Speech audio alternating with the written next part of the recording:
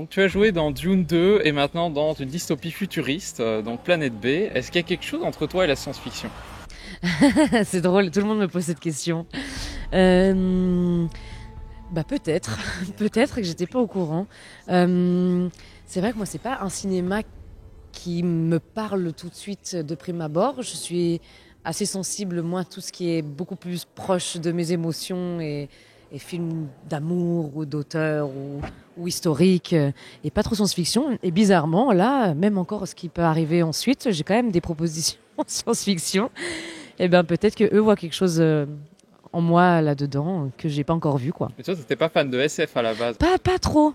Pas trop. Un de mes films préférés, c'est quand même un film de Denis Villeneuve, donc Premier Contact, qui reste science-fiction, mais quand même soutenu par une histoire complètement folle que je trouve parfois peut manquer à des films de science-fiction. Enfin, j'arrive pas à me rattacher à des personnages dans des films de science-fiction, alors que là, pour le coup, dans Premier Contact, je me suis dit, ok, waouh, enfin, je trouve que c'est d'une écriture brillante, d'un jeu d'émotion brillant, avec histoire de famille, d'enfants, enfin, c'est fantastique. Mais voilà, donc non, de base, non. Mais peut-être que je vais le devenir, du coup, à force. Bah, je suis entièrement d'accord pour Premier Contact. Petite remarque perso. Ouais. C'est quoi la différence du coup entre la SF sauce Hollywood et la SF à la sauce française? L'argent. On met pas le même budget dans ce genre de film. En fait, je sais pas s'il y a une différence. Je saurais pas l'expliquer. Tout est différent, mais comme Dune est différent de Making of que j'ai fait avec Cédric Kahn, parce que là, je le considère pas vraiment comme un film de science-fiction, Planète B. C'est un film dystopique, c'est un film plus d'anticipation que science-fiction. Dune, oui, là, on coche toutes les cases de la science-fiction. Mais je sais pas, à part... ça reste un tournage et un projet comme un autre, avec une histoire particulière. Je n'ai pas vraiment rapproché ces deux-là particulièrement, quoi. Et comment est-ce que tu as été casté pour Planète B alors? Et Planète B, en fait, elle m'avait envoyé le scénario, la directrice de casting et Aude Léa, la réalisatrice. Et en fait, moi, je venais d'être prise dans Dune à ce moment-là. Et au moment de lire justement les scénarios, moi, je partais pour 6 mois de tournage. Donc, je suis passée un petit peu à côté. Mais elle me disait, va quand même rencontrer la réalisatrice, va quand même rencontrer. Et du coup, j'avais pas eu le temps de lire le scénario. Et je me souviens, je fais une rencontre avec Aude Léa, qui est cacophonique, parce que du coup, je comprends pas du tout. En plus, c'est quand même un scénario, un film qui est quand même assez... Faut rentrer dans l'histoire quand même. C'est assez génial, mais faut rentrer dans l'histoire. Et moi, j'étais passée complètement à côté. Donc, je l'avais rencontré en mode « Hey, on a bu un petit verre, c'était cool », mais en mode pote. Et après, j'ai commencé le tournage de Dune, mais parce que j'étais très stressée aussi par ce qui allait m'arriver.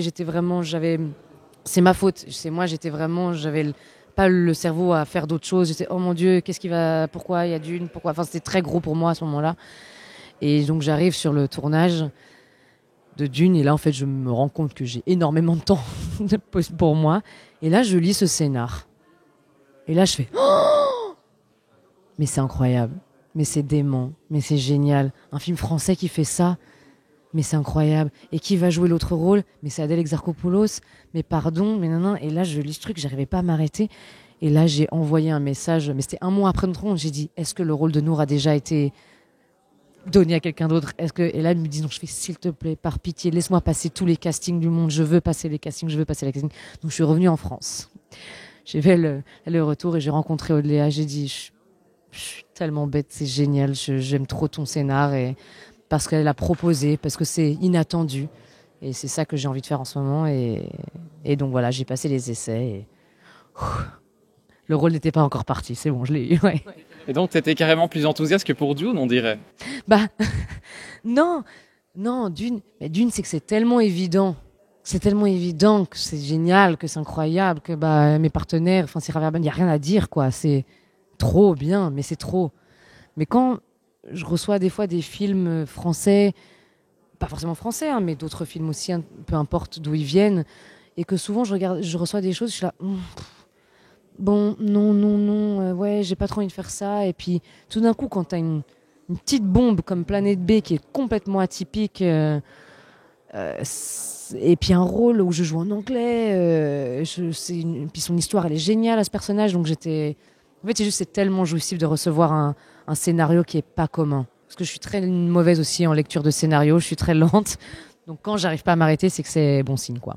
Bah justement, tu parles du fait que c'était un rôle en anglais. Est-ce que c'est pas un peu bizarre en tant que francophone de jouer un rôle en anglais dans un film français? Si, mais je suis pas francophone. Il faut savoir, ma langue maternelle, c'est le flamand. Ah ouais. Ah ouais. Mes moeders is van België. Ouais, ma mère est de Belgique, donc les gens savent pas. Ongelooflijk. Oui, exactement. C'est incroyable. Donc oui, pour parler de ça, oui, c'était bizarre, surtout que avec Adèle, je me souviens, on rigolait parce qu'on a notre première rencontre dans le film où elle parle français, du coup, c'est une Française. Et moi, je suis une réfugiée irakienne, donc qui ne parle pas français, mais qui parle l'anglais parce qu'elle parle très bien l'anglais. Et en fait, il y a une rencontre dans le film où Adèle va me dire tu comprends pas, you speak English, genre English. Et moi, je suis là, what? Je suis là, quoi? Et tout, du coup, on rigolait trop de moi qui parlais très bien français mais c'est ça que j'aime dans le cinéma, c'est les personnages. Moi, au contraire, plus on peut aller loin et plus on peut essayer de tenter, de faire croire à des gens. C'est un travail et oui, j'étais trop contente de le faire, au contraire. Alors, le personnage de Nour que tu incarnes, c'est un personnage qui est un peu brisé par la vie, mais qui va au cours du film un peu renouer avec sa force de caractère et son empathie. C'est quoi ta relation avec ce rôle, compte tenu de ta propre expérience? J'ai pas la vie de Nour, heureusement, pour moi.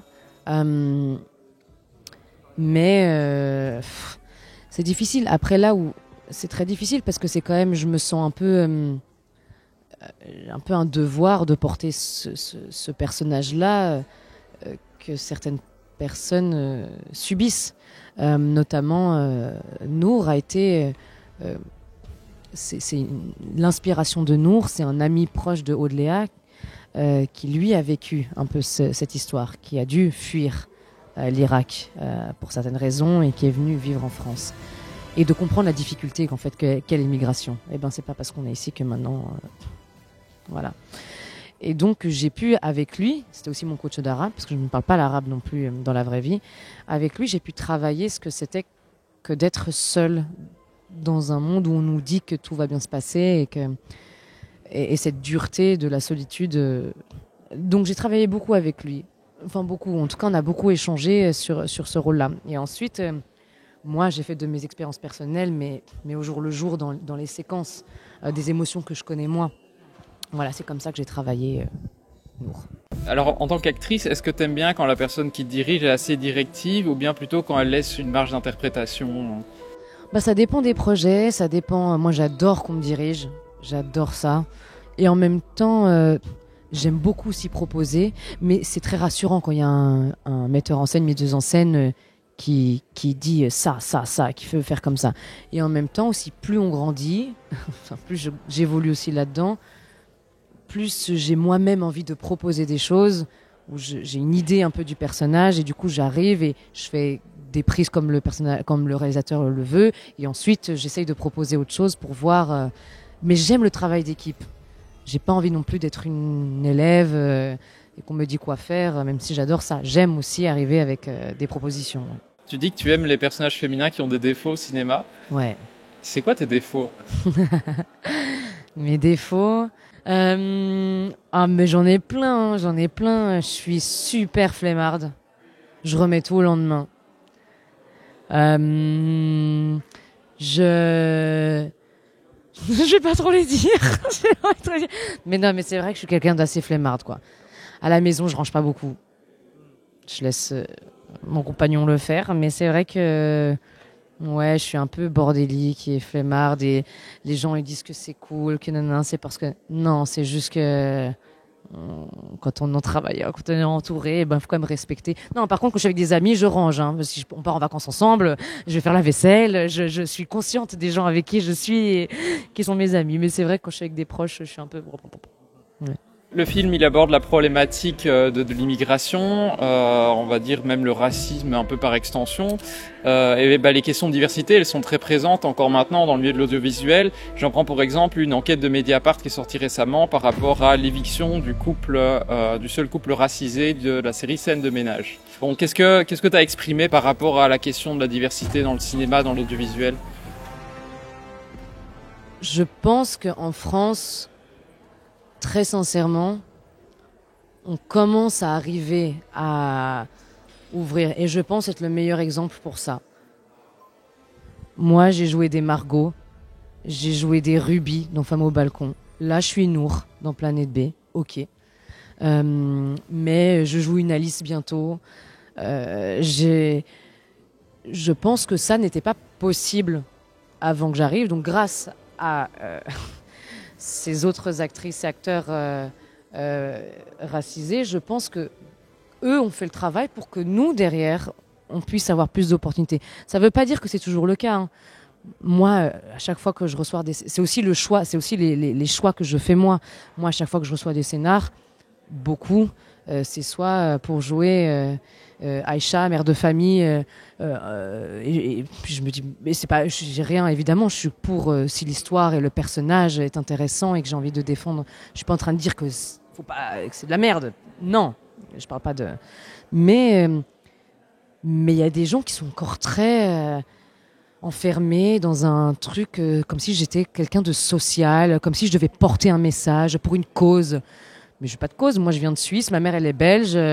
Moi, j'ai plus de problèmes d'amour que de problèmes d'identité.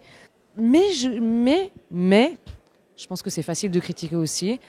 Je pense que la diversité positive qu'il y a eu ces dernières années est positive. Donc oui, il y a des quotas. Oui, il y a il faut faire remonter toutes les minorités, remonter tout ça.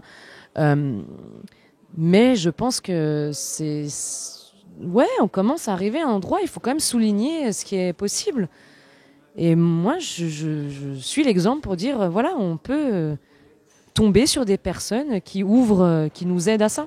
Ben justement, on te voit partout depuis l'an dernier. Est-ce que c'est facile à gérer d'avoir autant de tournages, de tourner tout d'un coup en fait? Parce qu'en Perse, en général, ça arrive en une fois. Est-ce qu'il y a aussi une peur du vide une fois que le rush est passé? Ouais, il y a une peur du vide. Après, moi, j'ai pas tant eu non plus ce moment de le film premier rôle, César, gagner les prix. Ça fait quelques années que je plante un petit peu des petites graines. J'ai l'impression. Il y a des gens, ils entendent mon nom, ils se disent ah oui, je crois que j'ai vu, mais ils sont pas encore sûrs. J'ai l'impression. Donc oui, dans le cinéma, on commence un petit peu à voir et c'est chouette. Donc pour l'instant, j'ai eu beaucoup de chance aussi. Je sais que c'est un métier qui est très difficile et qui est très injuste. Moi, je travaille aujourd'hui, j'ai des potes qui sont meilleurs acteurs, mais qui travaillent pas. Donc, je sais que c'est un milieu, un métier qui est... peut-être l'année prochaine, je serai plus à la mode, hein, et peut-être que l'année prochaine, on va plus m'appeler. Donc, je suis trop contente. Donc, tout ce rush, c'est vrai qu'il y a j'ai eu du travail, et je le prends et je suis heureuse et je me nourris de ça, parce que je sais que ça peut s'arrêter demain. Donc, j'essaye de faire des choses aussi intéressantes. J'ai pas envie qu'on me voit trop non plus, parce que les Français, ils adorent quand on voit trop quelqu'un aussi, après ils en ont marre. Donc je vais faire en sorte que ce soit à petite dose, pour pas que ils en aient marre de moi tout de suite. Bah, du coup, quel personnage est-ce que tu aimerais bien incarner à l'avenir et avec quel réalisateur? Et ben voilà, on va revenir à cette question de diversité. Je fais passer un message. Mon rêve, c'est de faire un film d'époque. J'ai failli en faire un. Donc, ça prouve que mon profil, parce que souvent, moi, quand j'ai des castings, des moitié arabes, moitié belges, visiblement n'existaient pas. Et c'est vrai que ça n'existait pas vraiment comme ça à cette époque-là. Donc, je sais que quand il y a des films d'époque, souvent, c'est très dur de se projeter sur moi. Je comprends. Ça, c'est pas du racisme, c'est que c'est comme ça. L'histoire est comme ça aussi, il faut dire, c'est comme ça. Mais là, j'ai pu presque avoir un rôle dans un projet, et c'est un peu mon rêve, moi. Et surtout que moi, j'ai fait aussi beaucoup de théâtre au conservatoire, et le travail des textes, de la langue, de la langue française, c'est quelque chose qui me passionne beaucoup. Donc je vois qu'on commence un petit peu à essayer de me voir là-dedans, et ce serait vraiment mon rêve. Et ensuite, en réalisatrice, réalisateur, j'adorerais Sofia Coppola, j'adorerais Phoebe Waller-Bridge. Non, mais voilà, en tout cas, Sofia Coppola, pardon, et Phoebe Waller-Bridge, celle qui a fait Fleabag, c'est un peu évident, mais c'est tellement génial que je rêverais de faire ça. Et aussi, elle est plus dans des trucs burlesques et comiques. Ouais, j'ai envie de piment. Merci beaucoup. Merci.